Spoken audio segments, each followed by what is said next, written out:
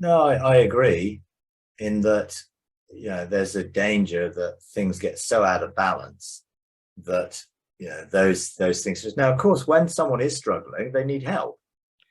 We'll Yeah, get them the help to understand what they're going through and why they're going through it without the pressure to them. If someone's struggling, that's the last time they should be making life decisions.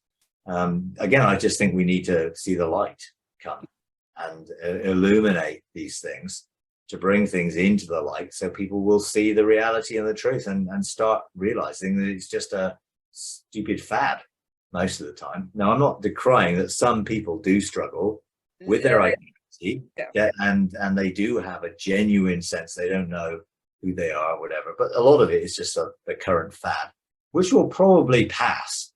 And I think sometimes we just got to say, okay, let's mitigate against the damage until this thing passes. Because if you come out and you start going against it and against it and against it, then you get a reaction the other way and it gets stronger.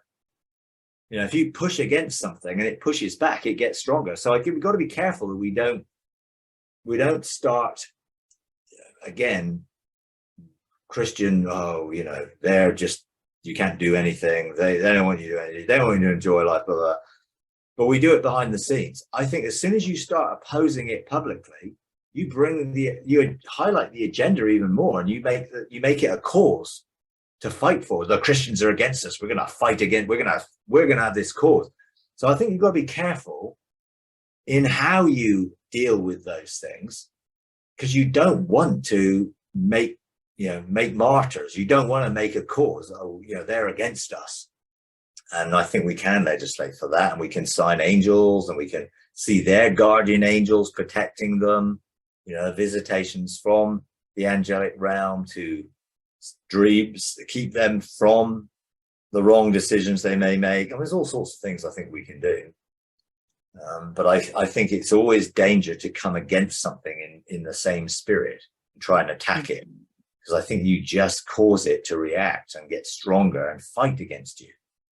So let's make sure we're doing it in the way God would do it, from a God perspective, from a heavenly perspective, and then, look to minimize whatever's going on and see it just fade away like a lot of other things do. I mean, it's like Gamaliel's advice. If something is God, then don't be against it. If something isn't God, it'll fade away anyway. So sometimes we just got to be careful we don't highlight the issue in such a way that it makes the issue becomes a stronger issue within culture, because, well, there's those Christians again, and it can be that way. It can feel that way, because it has been that way for a lot of things. We've been always seen as the negative ones, always saying, no, thou shalt not, you can't do that, that's wrong, this blah, blah, blah. Well, let's focus on the positive.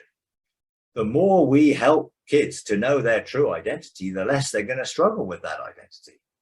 So let's help see better parents, better parenting, better sort of education in the right way. And let's look at seeing, where did this fad come from? Who was behind it? Well, we know who was behind it.